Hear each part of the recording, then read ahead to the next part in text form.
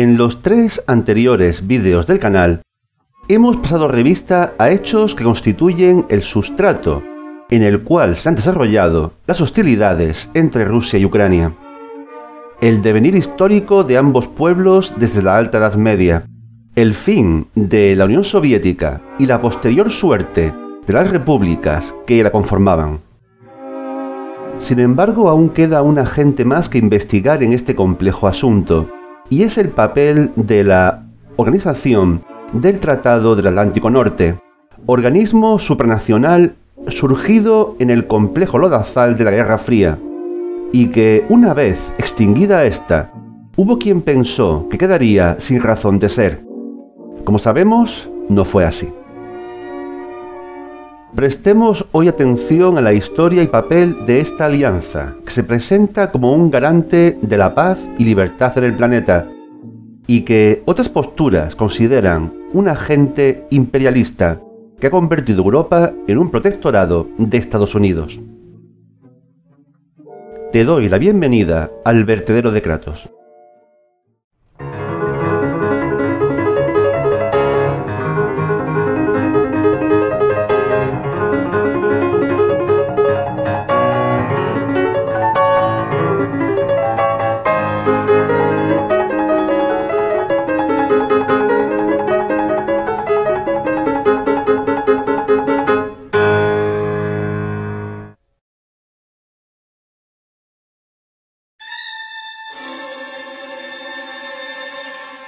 A finales de los años 40 estaba muy claro que la Unión Soviética iba a conservar el control en los países que había ocupado durante la fase final de la Segunda Guerra Mundial. Las tensiones con los aliados occidentales eran cada vez más intensas y cristalizaron en hechos como el bloqueo soviético de Berlín de 1948 y 1949.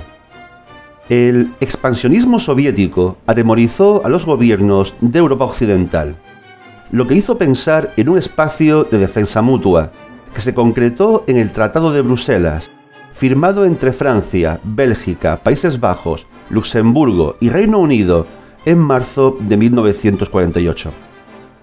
La inclusión de Estados Unidos en este acuerdo, a pesar de que tuviese presencia en Europa como potencia ocupante de Alemania, era otra cuestión. De entrada, las políticas del gobierno de Harry Truman tendían en principio a severos recortes en defensa, después del tremendo esfuerzo de la guerra. Francia y Reino Unido presionaban al gobierno de Truman para su incorporación al acuerdo de defensa, buscando un compromiso de acción inmediata en caso de un ataque soviético a algún firmante del tratado. Sin embargo, ello entraba en conflicto con las competencias del Senado de Estados Unidos en materia de defensa. La acción del influyente senador Arthur Vandenberg, firme partidario de la proyección internacional de Estados Unidos, fue crucial para la aprobación de la Resolución 239, que facultaba al gobierno para negociar la entrada en un acuerdo de defensa mutua. Ello tomó forma en el Tratado del Atlántico Norte, firmado en Washington el 4 de abril de 1949. Se incluyó a Canadá, Dinamarca, Islandia, Italia, Noruega y Portugal. No habría otra incorporación hasta 1952, con Grecia y Turquía. Los primeros años de los 50 vieron el primer enfrentamiento con el bloque soviético a través de un conflicto subsidiario, la Guerra de Corea. La tensión de la Guerra Fría comenzaba a escalar posiciones. Pero en 1954 tuvo lugar un hecho que no se comenta demasiado. Nikita Khrushchev, que había sucedido a Joseph Stalin como líder de la Unión Soviética, puso sobre la mesa la posibilidad de que su país entrase a formar parte de la OTAN. Una nota de Khrushchev, entregada en las embajadas de Estados Unidos, Francia y Reino Unido en Moscú, transmitía un mensaje en concordancia con las pretensiones de distensión mostradas por el nuevo líder soviético. Ya fuese una oferta sincera por parte de Khrushchev o una maniobra para debilitar el control de Estados Unidos del espacio de defensa europeo, la propuesta fue rechazada de manera tajante, pese a las dudas de varios países de la alianza. Una asociación con la Unión Soviética resultaría complicada a la fuerza. Las disparidades ideológicas y de intereses podrían haber sido insalvables. ¿O no? Eso nunca lo sabremos. La OTAN continuó con su agenda incorporando a la República Federal Alemana el 9 de mayo de 1955. Solo 5 días después se constituía el Pacto de Varsovia, como coalición opuesta, con lo cual el antagonismo de bloques era ya algo público y formal. La Guerra Fría se disparaba con todo lo que hizo de ella un periodo crucial en la historia: carrera armamentística, carrera espacial, tensión fronteriza en Alemania que llevaría a la construcción del muro de Berlín, toneladas de propaganda en ambos bloques, conflictos subsidiarios en países de nuevo cuño surgidos de la descolonización y sobre todo la crisis de los misiles de Cuba, que de poco no llevó a la guerra abierta entre ambos bloques. En 1982 España se incorporó a la Alianza Atlántica, en un momento histórico de confrontación más intensa con el bloque soviético, impulsada por la administración de Ronald Reagan, y en medio también de posiciones encontradas en el pueblo español sobre la pertenencia a la alianza. España, además, no aportaba nada nuevo a la alianza, ya que albergaba bases incluidas en el sistema defensivo de la OTAN desde los años 50. Pero el significado político y propagandístico del hecho, una nueva democracia que se incorporaba tras la muerte del dictador Francisco Franco, tenía mucho peso. Pero con la década de los 90 llegaría el momento más trascendente para la OTAN. El enemigo acérrimo, la fuerza opuesta que justificaba la existencia de la alianza, se desintegró con una rapidez que nadie esperaba. La Unión Soviética dejó de existir en la Navidad de 1991. ¿Qué sentido tendría ahora una alianza defensiva contra un enemigo que ya no estaba? Pero no vayamos tan deprisa. En febrero de 1990 aún existía la Unión Soviética y el gobierno de Mikhail Gorbachev negociaba la salida de tropas de su zona de influencia dentro de los acuerdos de distensión con Occidente, asociados a sus nuevas políticas, la perestroika y la glasnost. Un asunto espinoso era el proyecto de unificación de Alemania, demandado por Occidente. La República Federal Alemana era miembro de la OTAN, y si al unificarse con Alemania Oriental, ésta pasaba a ser también parte de la OTAN, se abría la puerta a que otros países del bloque soviético pudieran pedir su ingreso en la Alianza Atlántica. Gorbachev siempre ha sostenido que obtuvo un compromiso por parte de James Baker, responsable de Exteriores del gobierno de George Bush, de que si Alemania quedaba unificada dentro de la OTAN, ésta no incorporaría a más países de Europa Oriental. Gorbachev además insiste en que llegó a presentar el plan de una estructura paneuropea de seguridad que incluyese a la Unión Soviética dentro de la OTAN, propuesta que fue rechazada.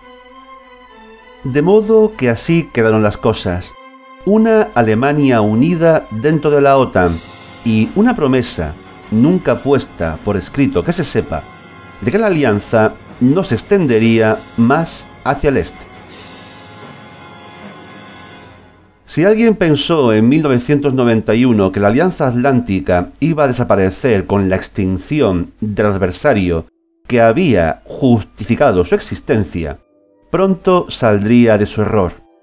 Estados Unidos quedaba como única gran potencia, con una alianza militar que le daba poder y control sobre Europa.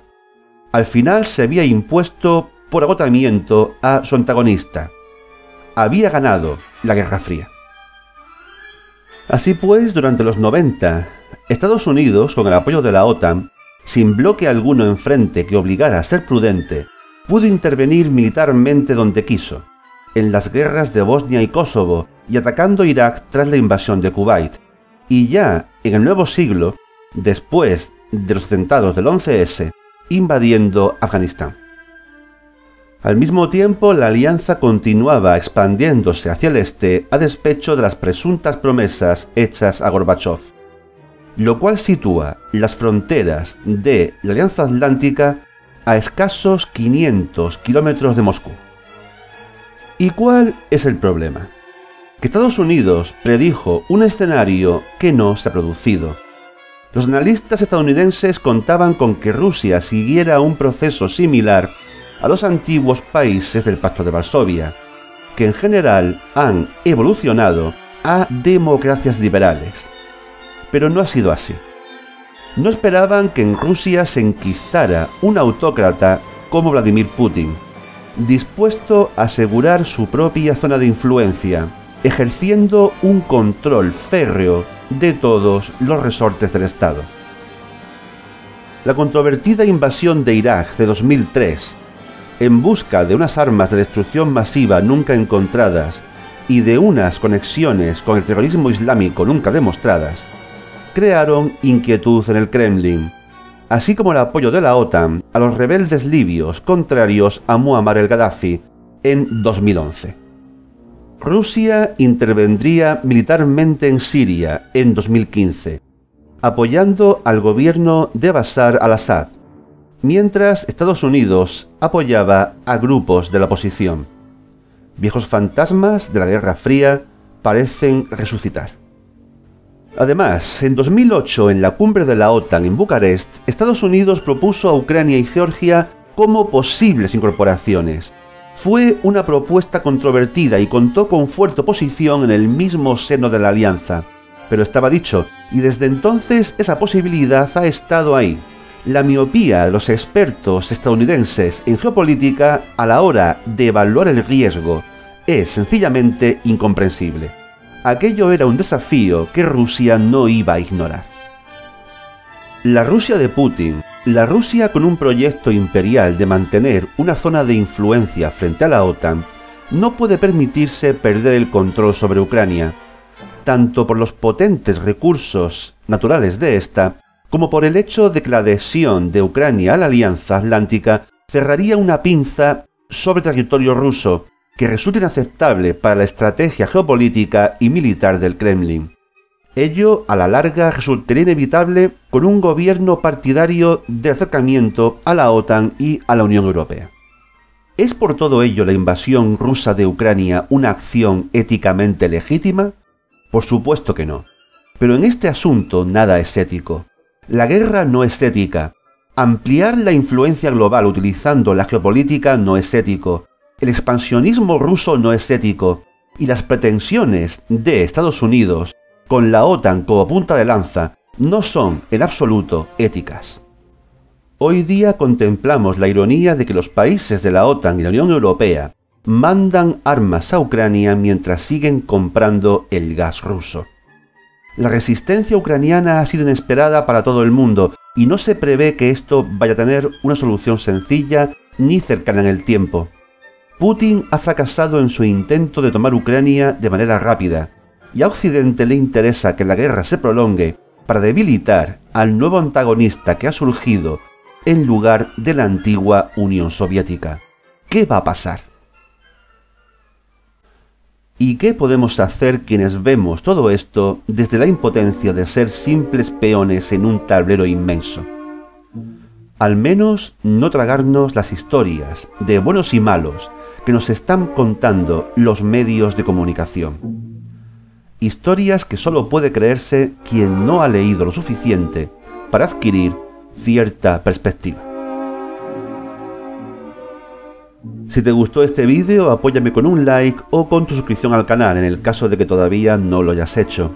También, si quieres, puedes ser uno de mis mecenas en Patreon.